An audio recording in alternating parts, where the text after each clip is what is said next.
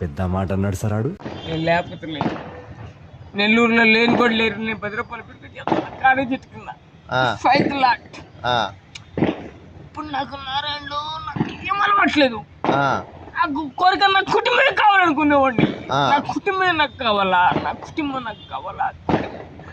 ఏనాయనంటే నాయన ఒక 1500 కావాలి.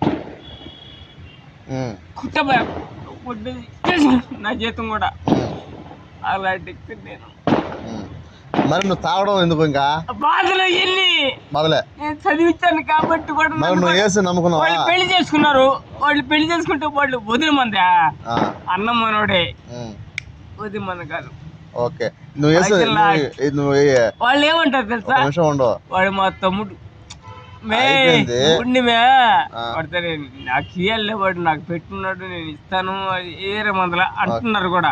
అనేగా నమ్మడి తట్టుదా నాయన పెళ్లి చేసుకుంటే అన్న మనోడు వద్దు మంద కాదు. అమ్మని కూడా చూడదు కూడా 5 లాక్ చెప్తున్నా నేను దేవుడు అని చెప్తాను. కూర్చో కూర్చో కూర్చో కూర్చో కూర్చో నువ్వు కూర్చో కూడా పెట్టుకోండి. ఒక్క బ్లేడ్ కూడా కోసుకోలేదు చిన్నప్పుడు. ఎంత కష్టం. అవును నువ్వు వేసి నమ్ముకున్నావా? నమ్ముకుంటే ఇప్పుడు కూడా తాగలేదా?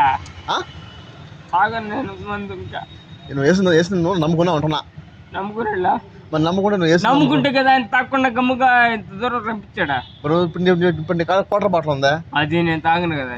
పంపించేస్తా